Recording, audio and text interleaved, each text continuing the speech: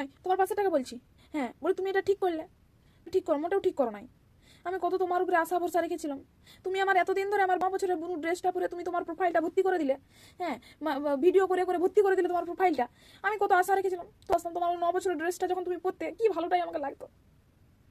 বলি সে তো ভালো ছিল, কত ভালো লাগতো আমার, তোমার উপরে একটা বিশ্বাস ছিল যে আমার ওই 9 বছরের বুনু ড্রেসটা তুমিই শেষ করবে, ওই ড্রেসগুলো বেকার পড়ে আছে তুমিই শেষ করবে। আমার তোমার উপরে একটা আশা ভরসা ছিল, সত্যি বলছি।